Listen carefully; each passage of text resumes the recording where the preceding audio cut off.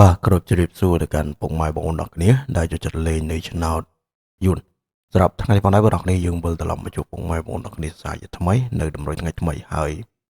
សម្រាប់តម្រុយថ្ងៃនេះផងដែរបងប្អូនទាំងគ្នានឹងឲ្យមានខាត់ចេញឲ្យយូរមែនទែនសម្រាប់ channel នេះហើយជើងពុកម៉ែបងប្អូនទាំងគ្នាកុំភ្លេចចុចជាវនឹងឲ្យម្លាយ admin ម្នាក់មួយផងពុកម៉ែបងប្អូនទាំងគ្នាសម្រាប់ការលើកទឹកចិត្ត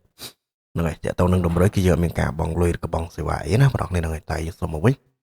ចុចម្ដាយចុចជាវម្នាក់មួយចឹងទៅពុកម៉ែបងប្អូនទាំងគ្នាតោះហើយឥឡូវយើងក៏មកខាត់ពេលពុកម៉ែបងប្អូនទាំងគ្នាយូរយើងចូលទៅតម្រុយតែម្ដងសម្រាប់តម្រុយថ្ងៃថ្មីពុកម៉ែបងប្អូនទាំងគ្នានៅថ្ងៃទី11ខែ12 2025ម៉ោង 4 និងម៉ោង 6 យប់តោះអញ្ចឹងតើតើនឹងតម្រុយថ្ងៃនេះផងដែរបងប្អូនទាំងគ្នាគឺយើងមាននៅអូសនៅគឺយើងមានអូសនៅខ្ទង់38សម្រាប់ខ្ទង់អូសណាបងប្អូនទាំងគ្នាហ្នឹងហើយគឺយើងអូសនៅខ្ទង់38ហើយបើសិនជាអូសម៉ោង 4 អត់ត្រូវយើងបន្តដល់ម៉ោង 6ស្រឡាញ់លេខអីដាក់លេខហ្នឹងទៅបងប្អូនគ្នាហ្នឹងហើយតើតើនឹងខ្ទង់30ពុកមកបងប្អូនគ្នាគឺយើងមាន31 36ហើយសម្រាប់ខ្ទង់បន្តទៀតពុកមកបងប្អូនគ្នាសម្រាប់ខ្ទង់បន្តទៀតគឺយើងមាន89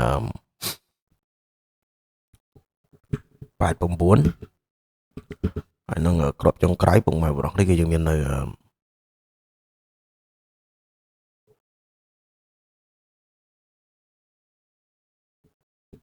អញ្ចឹងពុកម៉ែបងប្អូនគ្នាអាចធ្វើការលេងបានណាហើយសម្រាប់ពីលេខត្រេបជាស្រ័យពុកម៉ែបងប្អូនគ្នាហ្នឹងហើយសម្រាប់ពីលេខត្រេងពុកម៉ែបងប្អូនគ្នាចាក់ត្រង់គុណត្រឡប់ណាពុកម៉ែបងប្អូនគ្នាហ្នឹងចាក់ត្រង់គុណត្រឡប់ទៅហើយកន្លែងមួយណាបុកមួយហ្នឹងទៅបងប្អូនគ្នាតាមបេះដូងតោះសម្រាប់លេខបងប្អូនគ្នាយើងមាន789អញ្ចឹងពុកម៉ែបងប្អូនគ្នាអាចធ្វើការលេងបានហើយតងនឹង